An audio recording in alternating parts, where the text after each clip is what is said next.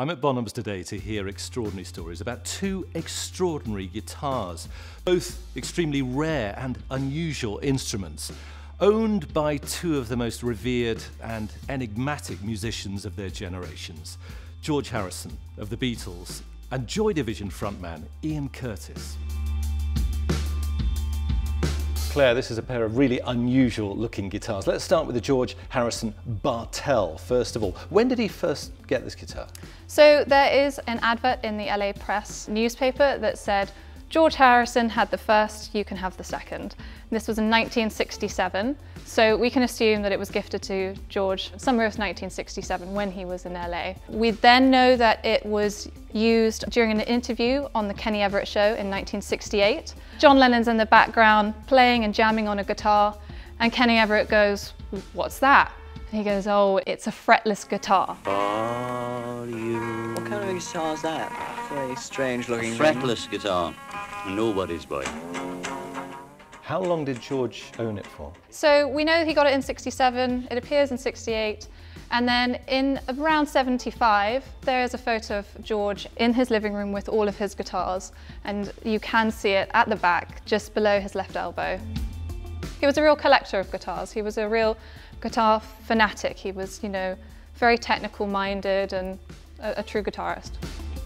Ian Curtis, by contrast, the frontman and lyricist of Joy Division, not really known as a guitarist, but as all Joy Division fans will know, this is the guitar that Ian was holding and playing in the video for Love Will Tear Us Apart. Such a memorable video.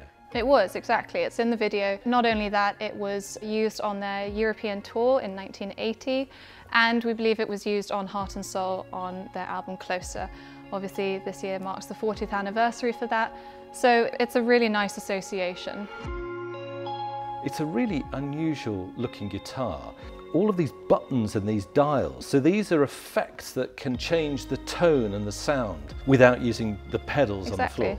Yeah, and it's said that Ian really liked the guitar for the effects. So some of the functions here on the buttons, I mean, there's obviously treble and bass boost, top boost there, but here at the end it says replat. Replat, yeah.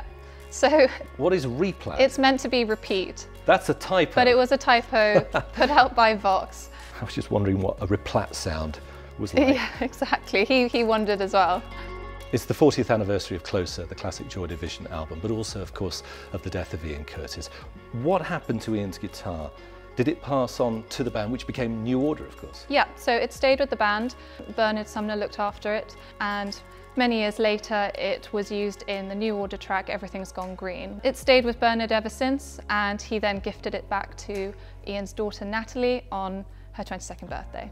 Ian bought this in 1979, but it's just occurred to me, this was already a vintage piece, wasn't it? This is a 1960s guitar. It is. It's a April 1967 Vox, and actually, this was also made in 1967. Bartell in LA, California, and Vox down in Dartford in Kent. Very different, but both made in the same year.